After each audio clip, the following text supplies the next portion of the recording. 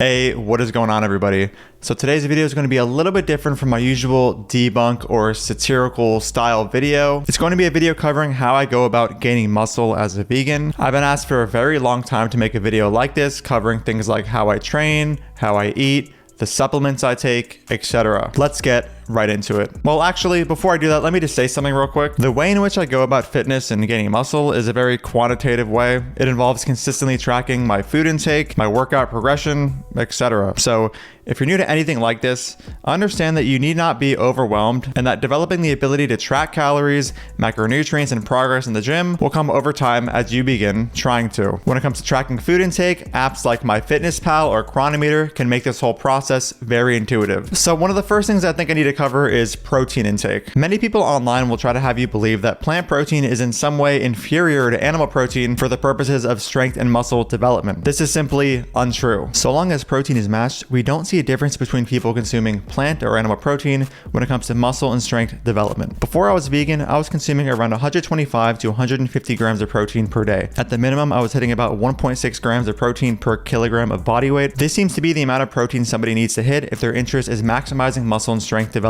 So when I went vegan, I just replaced the typical high protein animal-based foods I would eat with high protein vegan foods. I replaced my whey protein powder with something like pea protein isolate powder, which has lately changed to barley rice protein powder after becoming an ambassador for James Wilks and his new Phyta protein powder brand. If you want to get some and support the channel, my discount code is below. And when it comes to replacing meats I would consume, the turkey and chicken I'd have was replaced by tofu, tempeh, seitan, and legumes. My carb sources before being vegan are pretty much the same carb sources I have now, except I also consume higher protein carb sources like quinoa and legumes. So before I was consuming foods like, rice, pasta, oatmeal, and breads. Still do that now, along with quinoa and legumes. I'll talk a little later about how I consume these carbs, the way in which I time them in relation to training, so that I could feel as good as possible in the gym. So while people's metabolisms vary, I found that my maintenance calories is around 2,400 calories. So when I consume 2,400 calories, I neither gain or lose weight. This is known as your maintenance calories if you're unaware. If you're unaware of what your maintenance calories should be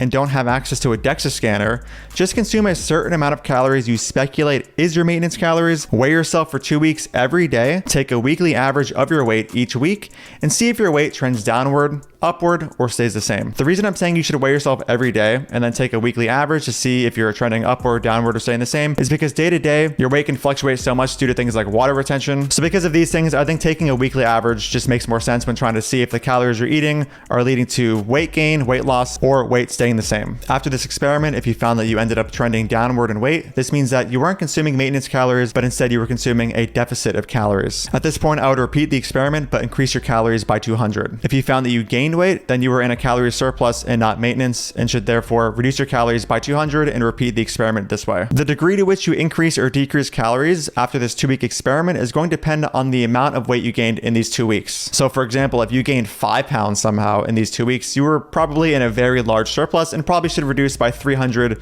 to 500. Now, moving on, when I'm in a bulking phase, which by the way, I plan to enter one starting this October or November, I start to consume around 2,500 to 2,600 calories. This makes for a very modest 100 to 200 calorie surplus. My protein during a bulking phase and maintenance phase are roughly the same and may even be higher at times due to me just eating more. However, I think it is smart to keep protein around this amount and get all the extra calories from carbs to be as strong as possible during my workout. I try to keep my calorie surplus as low as possible during my bulk just to prevent as much fat gain as possible, because the more fat I gain during a bulk, the more time it takes to do a cut after my bulk and lose the body fat I gained during the bulk. And while I can't find the paper at the moment, I do recall seeing a paper in the past many years ago showing that muscle gain during a 200 calorie surplus is similar to the muscle gain in a 600 calorie surplus, but of course, fat gain was higher because the surplus was higher. If I end up finding it, I'll have it posted on the screen. Back in high school and college, I had a couple dirty bulks where I was in a 500 or so calorie surplus. The result was gaining a lot of muscle, but way too much fat. I'm somebody who used to be quite chubby when I was a kid, and I can gain weight very easily, but losing weight is more difficult for me. This is one of the reasons why for me, when I'm bulking, I keep my surplus quite low just to, minimize that fat gain that I can have during the bulk. And here's something to expect during a bulk. Your maintenance calories will change as you gain weight, meaning that if I start a bulk at 2,600 calories per day, which is about a 200 calorie surplus for me, 2,600 may eventually become my maintenance calories. How it usually goes for me is, let's say I start a bulk at 175 pounds and I consume 2,600 calories per day or a 200 calorie surplus. After a month of doing this, I'll probably weigh around 178 pounds, and because I'm larger, my metabolism is higher, and 2600 calories is my new maintenance calories. At this point, I need to up my calories to gain weight. So I'll then jump to 2800 calories per day, and this process tends to repeat itself over the course of, like 3 to 6 months, and I'll usually end my bulks eating 3000 to 3200 calories, weighing around 185 to 190 pounds. And the same process applies to cutting, but in reverse. As you lose weight, you're going to become a smaller person, so your metabolism is going to lower, and what was once a deficit will then become your new maintenance, and you need to lower calories as a result to keep losing weight. Let's now talk about creatine. Before I was vegan, I was supplementing with creatine monohydrate and still do to this day. It's one of the most well-studied supplements out there, and I think if you're not in the minority of people who can't handle it, you should definitely be using it in the interest of maximizing muscle and strength development. Just make sure the creatine you buy is vegan, of course. When it comes to actual training and working out, I'm a big fan of hitting muscle groups as many times as possible during the week, so long as I'm not hitting some kind of diminishing returns. Back in high school, I did a more bro split where I had 1 day for chest and triceps, 1 day for back and biceps, 1 day for legs, and 1 day for shoulders. The problem with this routine is that there's a lot of downtime not being taken advantage of. Typically, your muscles do not take an entire week to recover from working out. The time's going to be more around 48 to 72 hours. So instead of having my typical bro split from high school and early college, I'll do something like this. Day 1 is push, which includes chest, triceps, and shoulders. Day 2 is pull, which includes back and biceps. And day 3 is legs. Day 4 is rest. And then I repeat the schedule. I usually do 1 to 2 core exercises every other workout just to keep my, core developed as well. And just to be clear, this is not a good routine for somebody who just begins training, as soreness will likely be ridiculous in your first month of training.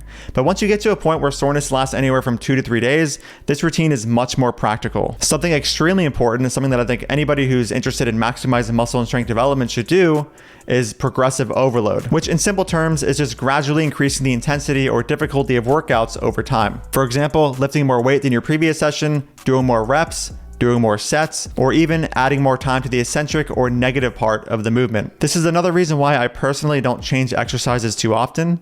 I will do the same push, pull, and leg exercises for 3 to 4 months, sometimes even more, at a time, so that I can strictly monitor my progress on every movement. Now, referring back to calories real quick, something else that needs to be made clear is that if you're a beginner and have very little experience training, at least in the beginning, you do not need to worry about being in a crazy calorie surplus or even a calorie surplus at all. Resistance training is such a new and heavy stimulus on your body that you will make gains regardless. Here's a picture of me at I think age 14 where I was training. Had absolutely no idea what I was doing when it comes to nutrition or training, and I still managed to gain some muscle. And here's me drumming at age 15 with the same outcome. Not to say that the drumming caused the muscle gain, just that I was training at the time and I had some muscle and I had absolutely no idea what I was doing, was probably eating in deficits on some days, maintenance on some days, calorie surpluses on other days, you know what I mean. If you want to optimize your gains, then sure, you can consume 1.6 grams of protein per kilogram of body weight and eat in a calorie surplus. But this doesn't need to be a huge priority in the beginning of training. You can eat at maintenance calories or even a slight deficit and still gain muscle. This phase is called the newbie gain phase by many people in the fitness community. There are also things I do to optimize the way in which I feel when I'm training in the gym, basically so that I'm as strong as possible and can implement progressive overload to the best of my ability. If you're somebody who goes into the gym and is dehydrated, not carved up, and hungry, you're very likely going to feel like complete garbage and not hit as much weight as you would had you properly hydrated before, during a workout, ate enough food prior to the workout, etc. While this seems very obvious, you'd be surprised how many people go to the gym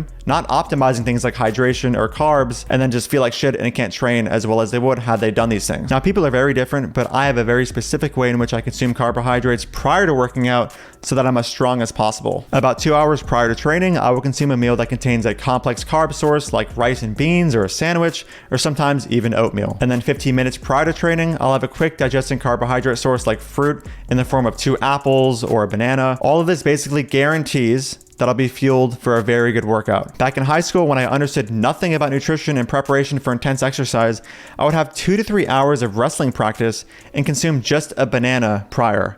I had no concept of hydration or how to time the carbs I'm eating in relation to my incoming workout. It's really just no wonder I felt like absolute garbage during my wrestling practices. If I can go back in time, I would be way more strategic with my pre-workout regimen for wrestling. Caffeine is another thing that largely helps me. While it's not mandatory to have a good workout, it certainly helps. I personally stick to coffee because I can get pretty addicted to those pre-workouts. The only con with me using caffeine prior to training is that if I do this at a later time, like at night, I'll be up all night. So I try to train early, but if I'm gonna rely on caffeine and it's later in the day, I'll just have like a lower dose to, just strategically fuel to workout, and then later at night I have an easier time falling asleep than if I were to have a whole, like, you know, full-blown coffee or 2 cups of coffee or even like a whole scoop of pre-workout. So this is the general summation of how I go about training and gaining muscle as a vegan. I kept this very broad on purpose and will be very likely uploading videos more specific, showing how I implement these principles in practice. Let me know if this is the kind of content you guys would like to see.